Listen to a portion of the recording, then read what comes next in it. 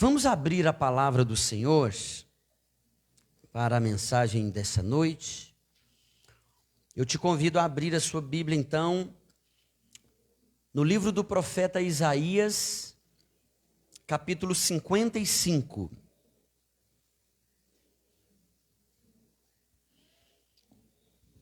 Livro do profeta Isaías, capítulo 55. Nós vamos fazer essa leitura de todo o capítulo. Isaías 55. Eu vou ler o versículo 1, a igreja lerá o 2, e assim nós vamos fazer a leitura, vamos nos deleitar com a leitura desse capítulo da palavra de Deus.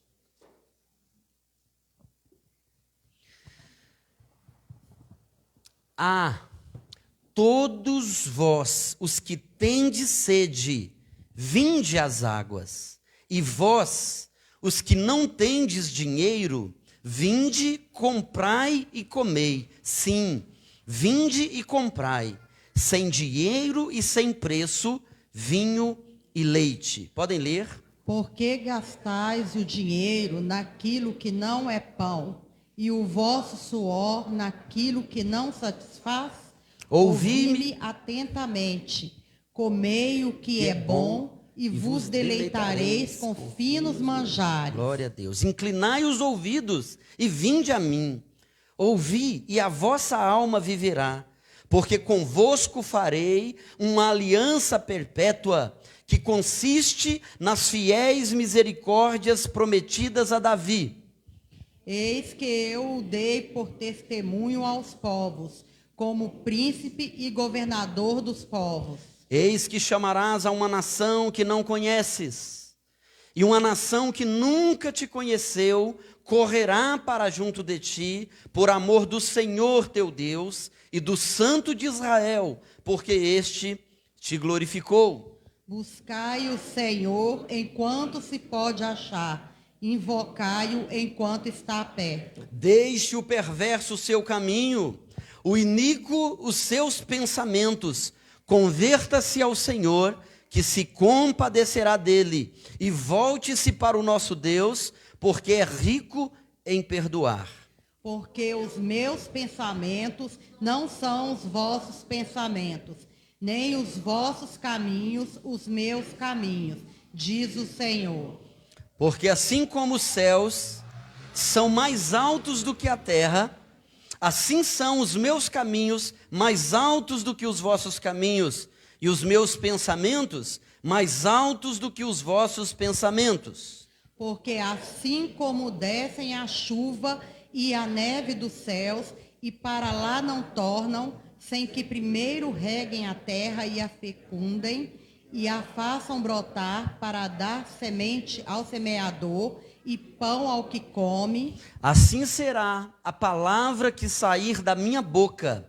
Não voltará para mim vazia, mas fará o que me apraz e prosperará naquilo para que a designei. Saireis com alegria e em paz sereis guiados. Os montes e os outeiros romperão em cânticos diante de vós, e todas as árvores do campo baterão palmas. Em lugar do espinheiro, crescerá o cipreste. Em lugar da sarça, crescerá a murta. E será isto glória para o Senhor e memorial eterno que jamais será extinto. Vamos orar. Senhor Deus, nós te agradecemos pela tua palavra que acabamos de ler. Ó Deus, que privilégio termos a tua palavra como fonte de alimento, de instrução, de conselhos, como alimento para nossas almas. Fala conosco nessa noite. Nós precisamos ouvir a tua voz. Fala aos nossos corações. Nós te pedimos em nome de Jesus. Amém. Amém. Na semana passada, eu não sei se todos que aqui estavam também na semana passada, mas a mensagem do último domingo foi sobre as situações sem respostas na vida da gente. Coisas que nós vivemos e que, por alguma razão, Deus não nos deu respostas para elas. Hoje, nós vamos pensar no exato oposto. Nós vamos pensar não em busca das respostas de Deus para nós, mas nós vamos refletir sobre as nossas respostas a Deus. Nós vamos refletir hoje sobre as nossas respostas ao Evangelho da Graça. Qual é a sua resposta ao Evangelho? Você já pensou nisso? Como você responde ao chamado de Deus? Como você responde ao Evangelho de Cristo? Como você responde sobre a maravilhosa graça da salvação? E eu não digo isso em termos de uma resposta apenas verbal, mas a sua vida como uma resposta ao chamado de Deus. Às vezes, a nossa compreensão teológica é tão fraca, ela é tão frágil e ela é tão tendenciosa que, por exemplo, tem gente que por entender erroneamente ou por não entender a graça de Deus, tende a colocar o homem como totalmente responsável, como agente da sua própria salvação. Jesus fez a parte dele, mas nós precisamos fazer a nossa. Nós precisamos conquistar a nossa salvação todos os dias. Ora. Se é graça, se é obra da graça, como eu conquisto? Como eu ajudo Jesus? Como eu garanto a minha salvação?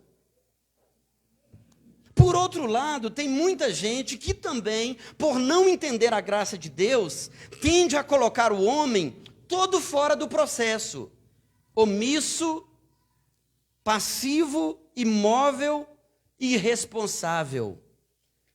Meus irmãos, minhas irmãs, como somos tão suscetíveis e tão tendenciosos para um lado ou para o outro. Como nós somos tão limitados em nossa compreensão da graça de Deus, do Evangelho da graça de Deus. E aqui, no texto de Isaías, exatamente no versículo 8, nós temos inclusive esse registro das palavras de Deus, através do profeta, dizendo que os meus pensamentos, diz o Senhor, são mais altos do que os vossos pensamentos. Eles não são como os vossos pensamentos. Os meus caminhos não são como os vossos caminhos, diz o Senhor, porque assim como os céus são mais altos do que a terra, assim também são os meus caminhos mais altos do que os vossos caminhos e os meus pensamentos mais altos do que os vossos pensamentos. Versículo 9. Meus irmãos, o homem acha que porque estudou um pouquinho de teologia, porque escrutinou ali, as informações teológicas, ele agora pode explicar Deus, ele pode agora esquadrinhar Deus, ele pode agora controlar Deus. Que falta de juízo, irmãos! Quando nós nos fechamos em nossa compreensão do Evangelho e achamos que aquilo que está para nós, aquilo que está ao nosso alcance ou a nossa compreensão é o todo do Evangelho, é o todo da graça, e isso faz com que nós tenhamos um olhar tão discriminatório, tão intolerante para com aqueles outros irmãos que também amam a Deus e às vezes amam mais do que a gente.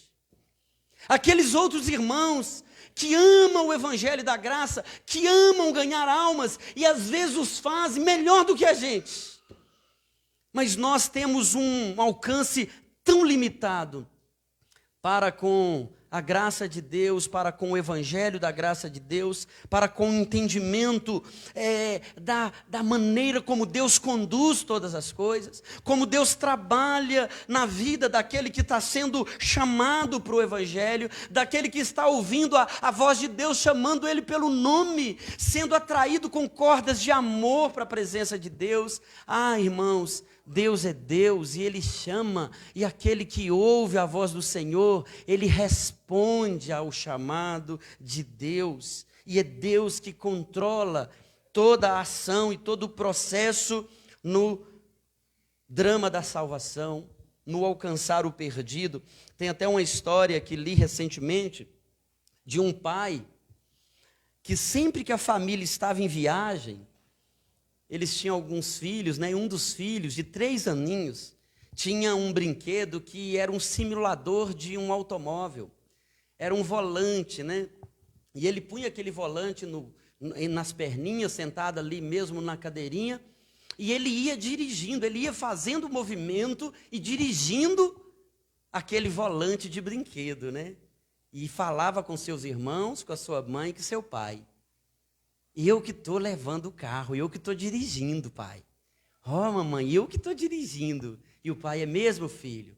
Ah, parabéns, meu filho. Que bom, você está dirigindo. E o pai ia deixando aquele filho brincando com o volante durante a viagem.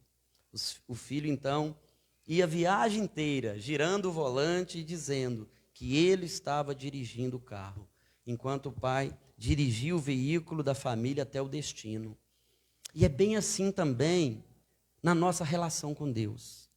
Nós agimos assim, como crianças de 3 anos. Nós achamos que estamos girando o volante principal, né? Mas é só um brinquedinho. Enquanto nós estamos girando para cá, às vezes Deus está virando o volante de verdade da nossa vida para cá. Às vezes nós estamos virando para cá e Deus está conduzindo para a direção que Ele quer conduzir. Achamos que estamos no controle de tudo. Enquanto isso, Deus, o poderoso Deus, vai de fato guiando, conduzindo, dirigindo todas as coisas. Eu quero te convidar a olhar para esse texto de Isaías 55. Enquanto eu li e meditava nesse capítulo, meu Deus, quantas mensagens! Daria para a gente pregar o restante do mês de junho, o mês de julho todo, talvez aí até o mês de agosto e, quem sabe, até o final do ano, apenas nesse capítulo 55 de Isaías. A começar pelo título: graça oferecida gratuitamente a todos. Olha, graça de graça. Um tema já com a redundância, uma graça gratuita, uma graça de graça. Agora pense comigo, meus irmãos, se o texto fala sobre a graça que é de graça, logo não tem nenhuma participação do homem. Quando a gente começa a ler e fala, olha, se esse capítulo vai falar sobre a graça, que é de graça, uma graça gratuita, oferecida por Deus, logo não tem nada como participação minha e sua. E a resposta é negativo. O que mais aparece no texto são as respostas necessárias que o homem dá ao convite da graça. Respostas que nós damos quando ouvimos a voz de Deus nos chamando. Meu filho, onde você está? Deus continua chamando os Adãos desobedientes nos jardins da vida, escondendo por causa da vergonha, da nudez, do pecado, da culpa. Onde você está, meu filho? Onde você está, Adão? Deus continua chamando, e eu pergunto mais uma vez a você: qual a sua resposta ao Evangelho da graça? Qual a sua resposta quando Deus te chama? O texto mostra várias respostas, irmãos. A primeira resposta: ouvir a Deus. Ouvir a Deus. Quem tem ouvido, ouça o que o Espírito de Deus diz. O texto começa dizendo: a todos vós. O convite é para todos. todos vós. Porém, o texto continua dizendo: os que tendes sede. Há um porém aí que está oculto no texto. Todos vós, os que tendes sede.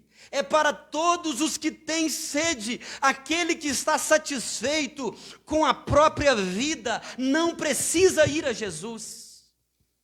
Aquele que não tem sede, aquele que está acomodado em seus pecados, esse convite não tocará a sua alma. Aquele que tem sede, tem pressa. A sede é um assunto urgente. A falta de água mata. Você pode ficar sem almoço, você pode ficar sem café da manhã, você pode ficar sem jantar. Mas se você beber água todos os dias, que você suplantar o alimento sólido, você vai ter uma vida prolongada um pouquinho. Porque o que mantém a vida, primariamente, é água. É a água. A falta de água mata. Nada pode matar a sede do homem, a não ser Jesus. Eu sou a fonte da água da vida. Quem tem sede, vem a mim, beba de graça da fonte da água da vida. É assim que termina Apocalipse 21, Apocalipse 22. Meus irmãos, muita gente tem gastado dinheiro naquilo que não é pão, naquilo que não satisfaz. E o texto é um convite: vinde, comprai e comei. Sim, vinde, comprai, sem dinheiro. Olha a graça. Entra no BH amanhã e fala: eu fui na igreja ontem, o pastor falou que eu podia comprar sem dinheiro. E está live aqui para provar. Você não vai sair de lá com nada. A não ser que uma boa alma resolva pagar para você lá no caixa. O que você escolher na prateleira vai ficar lá. Porque ninguém pode comprar sem dinheiro, né? Sem preço. Porque aqui, irmãos, são alimentos espirituais.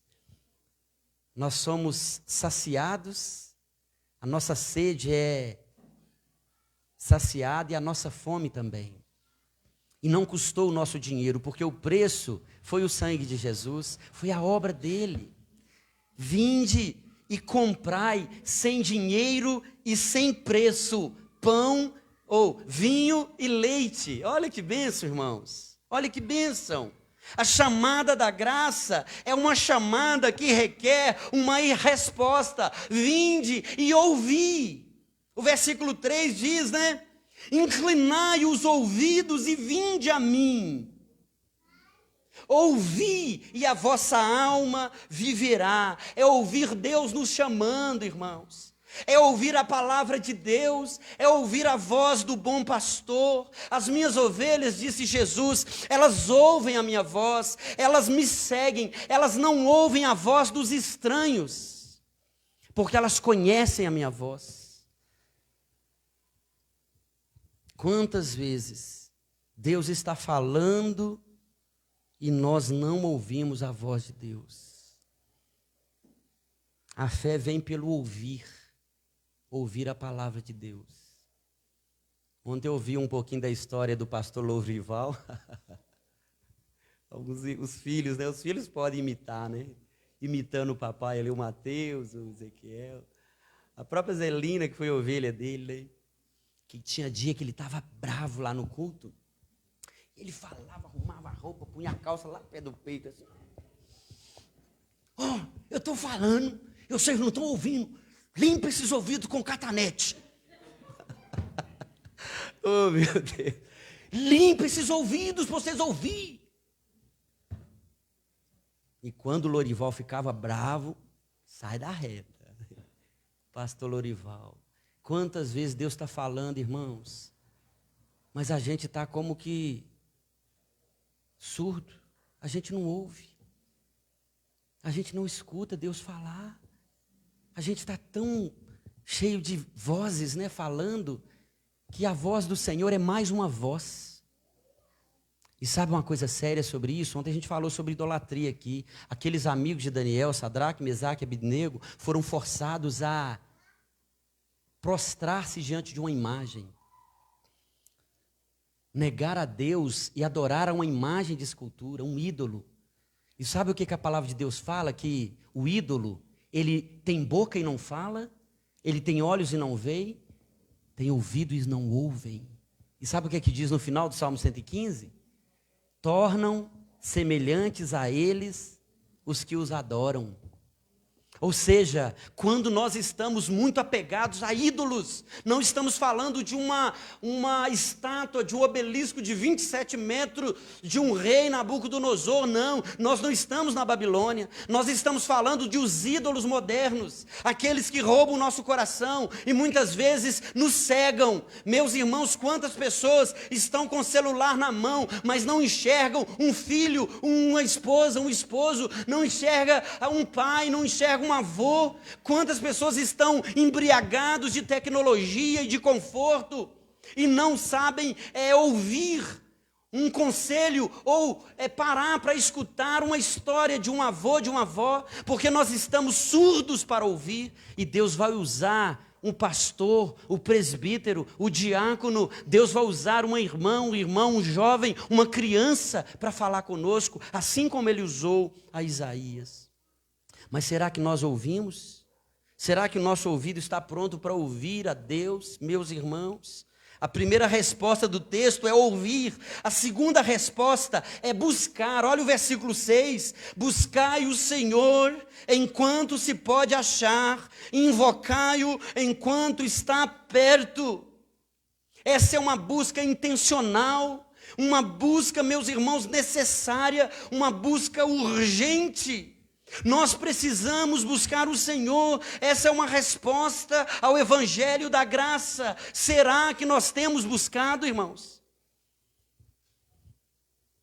Se você for abrir aqui o histórico do seu computador, do seu tablet, do seu iPad, do seu notebook, do seu computador, do seu celular, quais foram as suas últimas buscas? O que tem interessado você, meu irmão, minha irmã? O que você tem buscado? O que você tem gastado tempo? E de repente você está de folga do trabalho e você diz, não, que bom, hoje eu estou de folga, hoje eu vou cuidar de mim, hoje eu vou me compadecer de mim, como hoje nós ouvimos, né? Eu mereço ser feliz. Eu vou assistir muita série, eu vou curtir ao máximo aqui o arrasta para cima aqui, eu vou aproveitar o tempo que eu não tenho quando eu estou trabalhando. E lá se vão horas e horas da nossa manhã, do nosso dia, da nossa tarde. Quando chega no final do dia, a gente tem aquela fisgadinha na consciência, né? Gente, eu não li um versículo da Bíblia hoje. Eu não tirei um minuto no meu secreto com o Senhor. Eu não parei um instante para falar com meu Deus. Eu não busquei a meu Deus hoje. Isaías está falando aqui em nome de Deus, é Deus falando. Buscai o Senhor enquanto se pode achar. O tempo está passando, meus irmãos.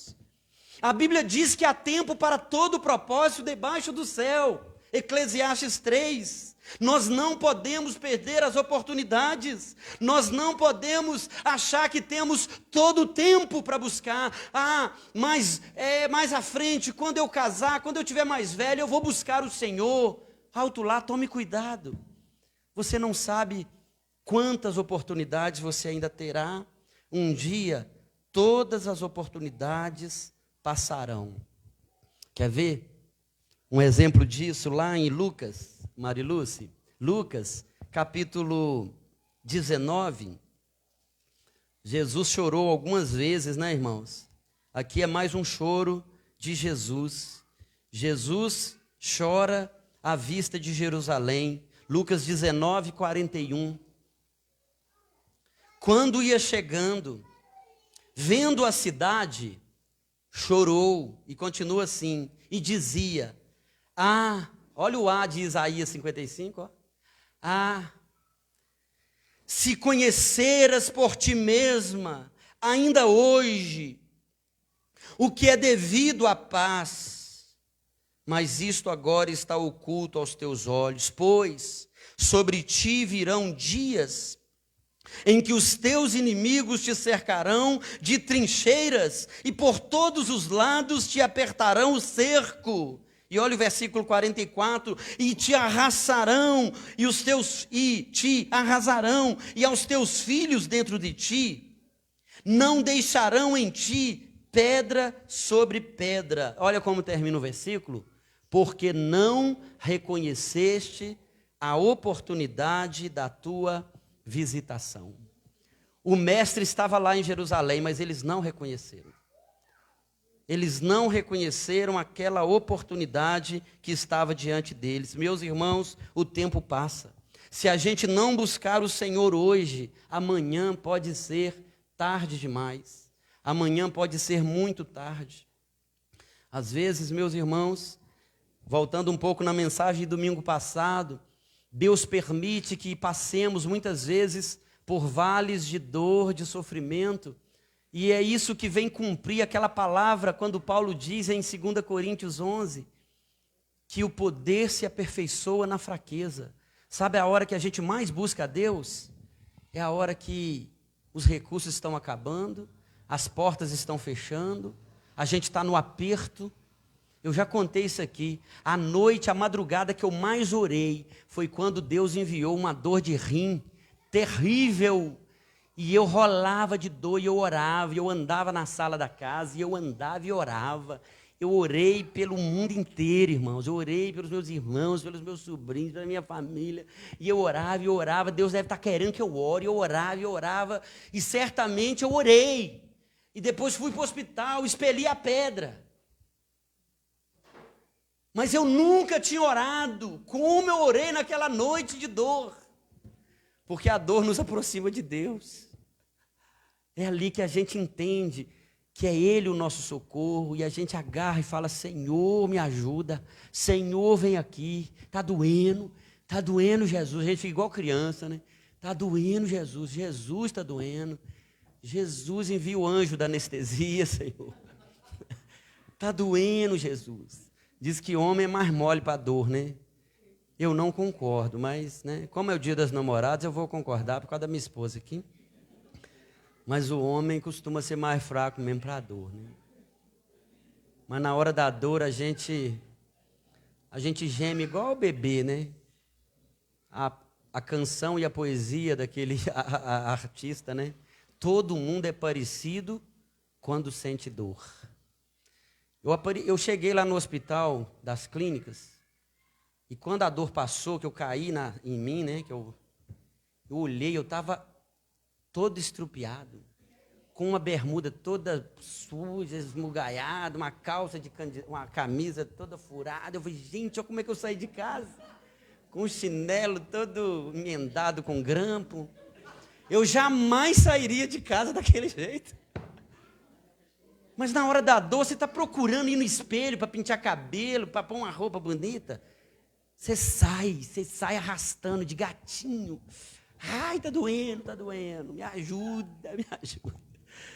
E foi assim que eu acordei lá no Hospital das Clínicas, todo estranho. E eu, meu Deus, se tivesse um túnel aqui para entrar nele, né, igual Stranger Things, e sair lá na minha casa. Todo mundo é parecido quando sente dor. E é na hora da dor que a gente busca mais o Senhor. A primeira resposta do texto, ouvir.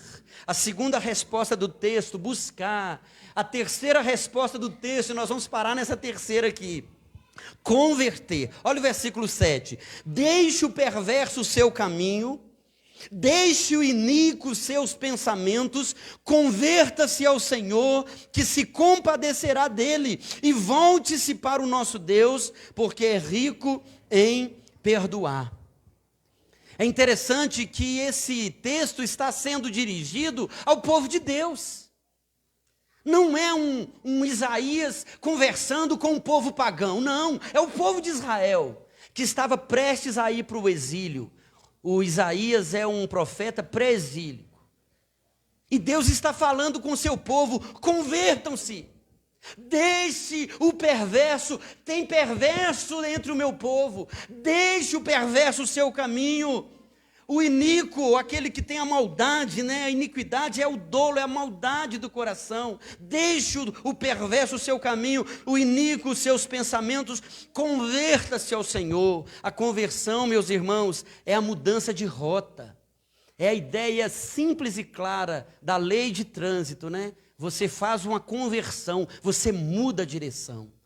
Nessa parte eu podia chamar o Adilson aqui para dar uma aula como instrutor de autoescola, né? O que é conversão? O que é conversão? A gente mudar a rota. É Deus que opera em nós, como pecadores, para a gente ter uma mudança. Sim, meus irmãos. Mas esse pecador é chamado a se converter do seu mau caminho.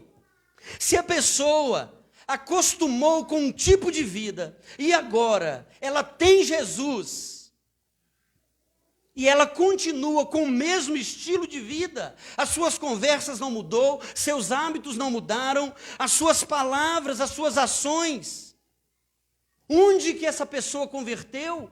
Se ela não mudou a sua rota, a sua conduta, meus irmãos, as coisas velhas passaram, eis que tudo se fez novo.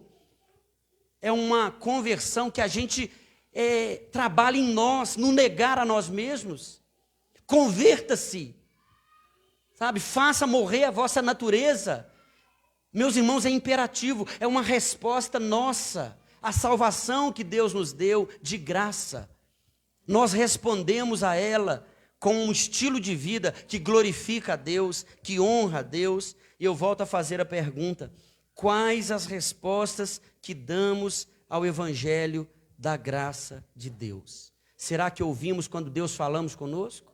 Será que temos buscado o Senhor enquanto há tempo? Será que temos nos convertido? Interessante que o capítulo 55, ele encerra com um milagre. O resultado na vida desse que ouve, que busca, que se converte, que vai ao Senhor, que volta-se para Deus, meus irmãos, será uma transformação radical. E eu queria concluir a mensagem te convidando a olhar Isaías 55, versículo 12 e 13.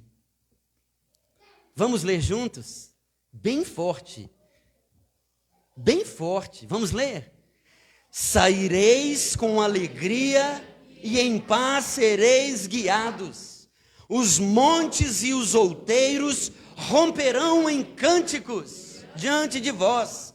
E todas as árvores do campo baterão palmas.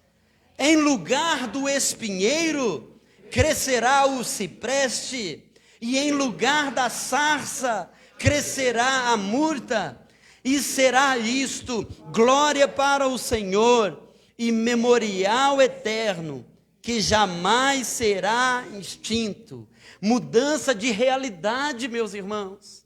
Mudança do deserto seco, árido, sem vida, para um lugar de vida, para um lugar de alegria, para um lugar de liberdade, de libertação. Aquela pessoa que tudo está ruim para ela, ela vai sair na rua com tanta alegria, que ela vai ver árvores aplaudindo, ela vai ver pássaros, ela vai perceber as flores do campo, ela vai ver o nascer do sol, o pôr do sol, ela vai se encantar com a obra de Deus, porque os seus olhos foram abertos para entender a grande obra de Deus, transformando o seu coração, mudando realidades. No lugar do espinho, agora tem um pinheiro, tem uma madeira forte, a ideia da força aqui. No lugar da sarça, tem uma murta que era usado para a essência, tem um perfume bom, ou seja, a alegria. Meus irmãos, o cristão precisa transbordar de alegria.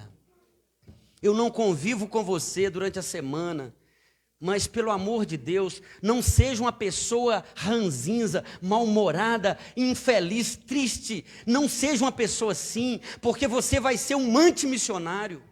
Você vai depor contra a graça de Deus. Porque se esse evangelho que você respondeu a ele não operou essa mudança radical na sua vida, você sai com tristeza. O texto diz que você vai sair com alegria.